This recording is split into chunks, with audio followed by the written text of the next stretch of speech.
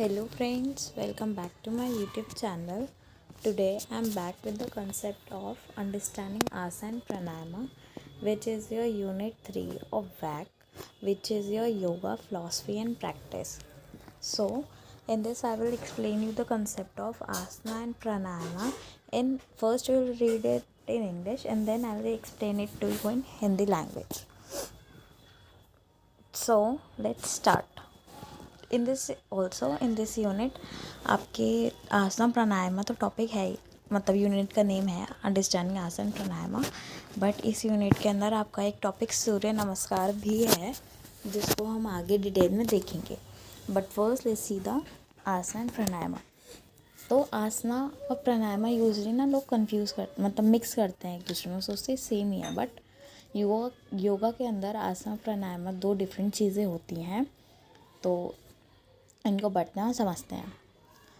सो आसन and pranayama to की concepts of yoga which is the holistic system that encompasses physical, mental and spiritual practices. So it says कि आसना प्राणायामा जो हैं ये दो की कॉन्सेप्ट हैं योगा के, जो कि एक होलिस्टिक सिस्टम क्रिएट करते हैं आपका फिजिकल, मेंटल और स्पिरिचुअल प्रैक्टिस में। तो तब जब हम कोई भी स्पिरिचुअल प्रैक्टिस कर रहे होते हैं तो फिर हमारा उसके अंदर योगा प्राणायाम दो की कंसेप्ट की तरह एक रोल प्ले करते हैं। So here is the brief overview of each. So first will see the overview of asana. It says asana refers to the physical posture and poses in yoga.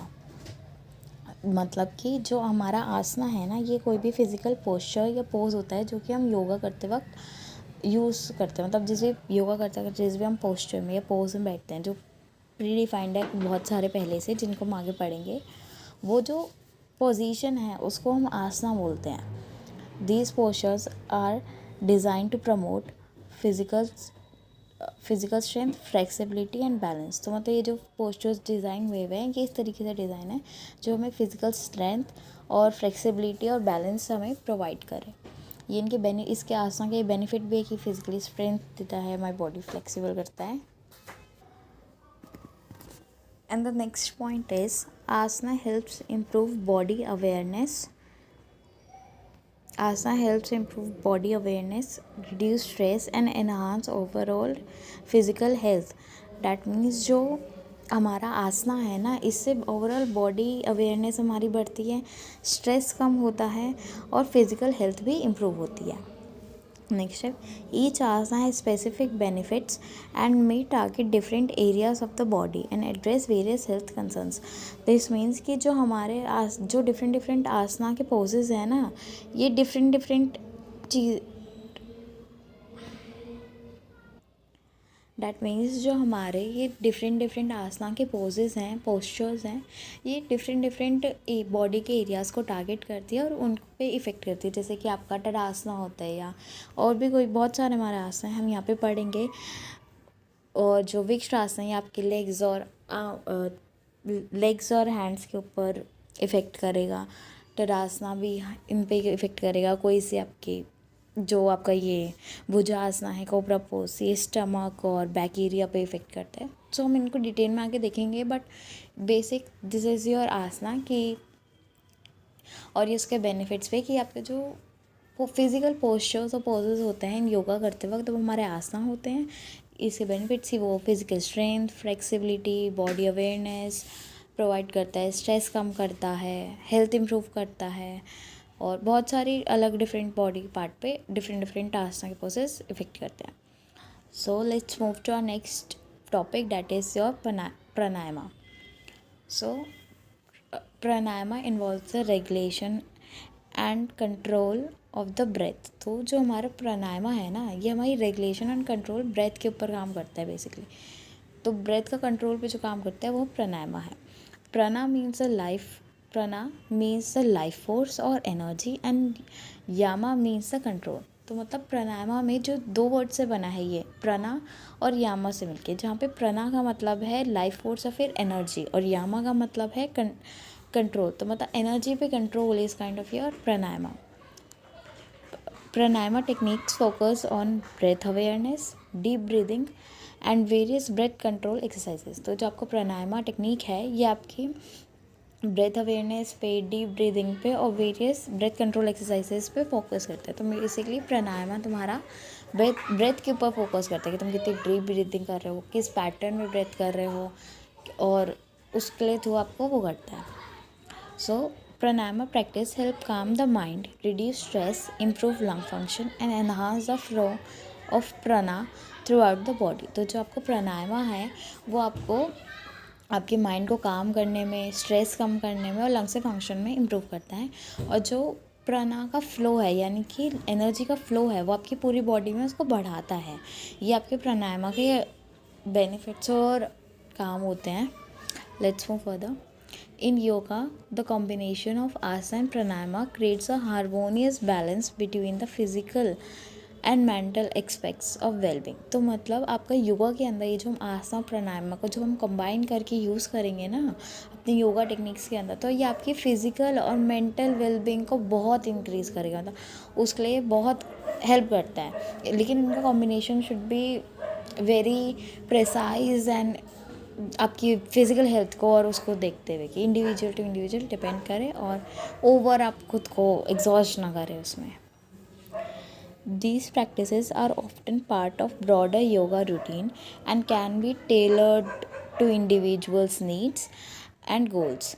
They are they are central to achieving physical and mental equilibrium and promoting overall health and vitality। तो ये बात वही कह रहा है कि जो हमारे ये आसना और प्राणायामा के रूटीन जो है इसका योगा का जो मैं कॉम्बिनेशन योगा में यूज़ करेंगे ये मैं इंडिविजुअल की नीड्स के ऊपर और गोल्स के ऊपर उसको टेलर कर देना चाहिए। क्या होता है जैसे किसी का योगा करने का मोटिव हो सकता है कि उसको माइंड काम करना है, तो उसके लिए इनका जो कॉम्बिनेशन वो यूज़ करेगा वो डिफ़र करेगा उससे जो इसको वेट लॉस करने के लिए या फिट होने के लिए यूज़ कर रहा है, या आपका कोई माइंड अवेयरनेस होने के लिए यूज़ कर रहा है, मतलब योगा प्रैक्टिस कर रहा है, तो उसका जो जिस वे में वो इनको प्रैक्टिस करेगा वो डिफ़र कर सकता है पर्सन टू पर्सन। सो इस चीज़ का हमें ध्यान रखना होता है जब भी हम कोई भी प्रैक्टिस करते हैं, सो वो आप ताकि वो आपको कोई भी मतलब उसमें से बेस्ट बेनिफिट्स निकाल कर दे। तो वही बात थी यहाँ भी। आगे चलते हैं। आई होप आपको आसना और प्राणायाम अच्छे से समझ आ गया होगा कि ये क्या होता है। Certainly here some basic yoga asana data commonly practice. So अब हम जो डिफरेंट तरीक़ा के आसनास होते हैं हम उनको अब देखेंगे कि कैसे कितने तरीके के आसनास होते हैं, उसमें क्या करना होता है, कैसे ऐसा हो सकता है। So let's see. So first is your tadasana which is your mountain pose. Also आप याद रखिएगा इसमें जो ब्रैकेट में वर्ड इंग्लिश में पोस्चर्स का नाम लिखा है like mountain pose, downward facing pose, ये उनके नाम हैं काइंड ऑफ इंग्लिश में याद रखने के लिए। बट एग्ज़ाम के अंदर आपको इनके एक्चुअल नाम यानी कि तड़ासना, अधोमुख सवासना, बलासना यही नाम लिख कर आने हैं और इन्हीं से आपको मार्क्स मिलेंगे। वाइवा में भी और प्रैक्टिकल में भी कोशिश कीजिएगा कि आपको ये नाम याद हो। सारे नहीं हो सकते तो कोई बात नहीं, but at least try to learn 5 और 6 क्वेश्चन, क्योंकि इस पर अक्सर एक बिग क्वेश्चन आ जाता है आसना प्राणायामा के ऊपर। तो चलिए हम आसना के देख लेते हैं कितने तरीके होते हैं। पहला है तड़ासना जिसको माउंटेन पोज कहते हैं। इसके अंदर stand with your feet together, arms at your sides, it's a foundational pose for your proper alignment. तो तड़ासना के अंदर आपको कुछ नहीं करना होता, अपने फीट्स को टुगेदर रख के खड़े होइए आर्म्स साइड के अंदर। तो ये बेसिकली फाउंडेशनल पोज है, मतलब बेसिक पोज है जिसमें आपको खड़ा होना है सबसे पहले ताकि आप आगे के आसना परफॉर्म कर सकें। तो सबसे सिंपल आसना है, इसमें कुछ नहीं करना, सिंपली बस खड़े हो जाइए, रिलैक्स रखें। ऑल्सो अगर मेरे से कोई आसना को प्रोनाउंस करने में मिस्टेक हो जाए तो I will be really sorry for that. तो प्रोनाउंसिएशन आप चेक कर सकते हैं उसकी, मुझे इतना क्लियरली नहीं पता है कि क्या प्रोनाउंसिएशन है एग्जैक्ट, बट हाँ जो आपको नॉलेज मिलेगी that will be 100% correct. So next is your adhomukha savasana. So it is your downward facing dog position. Begin with your hands and knees, then lift your hips to create an inverted V shape। तो इसके अंदर आपको क्या करना है, अपने hands को begin your hands and knees, तो आपको अपने हैंड्स और नी से स्टार्ट करना है और अपने हिप्स को ऊपर उठाने और आपके फीट से जॉइन करना है ताकि आप इन्वर्टेड वी शेप एक क्रिएट कर पाएँ। Next is your balasana which is your child's pose. Kneel on the floor, sit back on your heels and stretch your arms forward, resting your forehead on the ground। तो इसके अंदर बलासना में आपको child pose करना होता है बेसिकली कि आप अपने नील्स के ऊपर बैठें, बैक आपके sit back on your heels, अपने हील्स के ऊपर बैठें, देन आर्म्स फॉरवर्ड स्ट्रेच करनी है और आपका जो फोरहेड है वो ग्राउंड को टच करना चाहिए और arms should be straight at that point. So this is your balasana. Then is your Vrikshasana, that is your tree pose. So stand on one leg, place the sole of the other foot on the inner thigh and balance with your hands at your heart center। तो वृक्षासना के अंदर आपने क्या करना होता है, आप पहले एक लेग पे खड़े हुई देन अब तक दूसरे लेग को अपनी इनर थाई पे प्लेस करिए, देन जो आपके हैंड्स हैं उनको क्लोज करके, जैसे हम प्रेयर के टाइम क्लोज करते हैं ऐसे क्लोज करके अपने हार्ट के सेंटर के ऊपर रखिए। तो ये आपका वृक्षासना होता है। इस पोजीशन में आपको बैलेंस करना होता है। देन इट्स योर भुजंग आसन, that is your cobra pose. So lie on your stomach, place your hands under your shoulder and lift your chest while keeping your pelvis on the ground. तो इसके अंदर आपने क्या करना है, अपने स्टमक के पेट मतलब स्टमक के बल पे आपको लेटना है, देन अपने हैंड्स को अपने शोल्डर पे रखना है और अपनी चेस्ट को लिफ्ट करना है अपने पार्ट को ग्राउंड में रखते हुए। आप इनकी वैसे नेट पे सर्च करके फ़ोटोज़ भी देख सकते हैं और अगर मेरे थ्रू चाहिए तो मुझे कमेंट सेक्शन में बता देना, मैं सबकी पिक्चर्स और ये PDF पिन कर दूँगी। आप वैसे अपने आंसर सॉल्यूशंस के अंदर एग्जैक्ट यही आंसर लेकर आएंगे एग्ज़ाम में भी और प्रैक्टिकल में भी, तो आपको फुल मार्क्स मिल जाएंगे वैसे तो। बट फॉर योर रेफरेंस कि एग्जैक्टली कैसे करना है, if you want to imagine, तो आप पिक्चर्स देख सकते हैं। Then is your uttasana, that is your forward bend. तो इसके अंदर क्या करना है, stand and fold forward at the hips reaching to your toes. It's great for stretching the hamstrings. तो इसके अंदर आपको अपने सीधे खड़ा होना है और आगे हैंड्स को अपने हिप्स को फॉरवर्ड बेंड करना है ताकि आपके हैंड्स जो है आपकी टोज़ को टच करें। So this is your forward bend और the uttasana. Then is your sukhasana, easy pose, a simple cross leg sitting pose often used for meditation. So आपका सुखासना क्या होता है, आपको सिंपली जैसे हम लेग क्रॉस करके बैठ जाते हैं मेडिटेशन करते टाइम, वही आपका सुखासना होता है। सबसे सिंपल और ईजी पोज है ये। इसके बाद है Marjari asana, cat cow pose. On your hands and knees arch your back up cat and down cow in a flowing motion promoting spinal flexibility। So that is your cat cow pose। then और भी बहुत सारे दो और लिखे यहाँ पे, त्रिकोणासना, शवासना, और भी बहुत सारे पोजेस हो सकते हैं, आप इनके बारे में पढ़ सकते हैं, वैसे तो इतने बहुत हैं। Let's see, they are just a few examples of basic asanas. These are just the few examples of basic asanas and they are many more to explain. कि वही ये कुछ एग्जाम्पल्स है बेसिक आसना के, इसके आगे और भी बहुत सारे हैं to explore the asanas, but these will be very sufficient for you। 10 marks में maximum question आता है, 2, 5, 10, 6, so you can see। so यह था आपका asana pranayama complete topic. Now moving to the Surya Namaskar. So सूर्य नमस्कार को हम सन सैल्यूटेशन भी कहते हैं, क्योंकि सूर्य नमस्कार इज बेसिकली सन को नमस्ते कहना, यानी कि सैल्यूट करना, उसको रिस्पेक्ट देना। So let's see, Surya Namaskar is also known as sun salutation। It is a proper, just a second,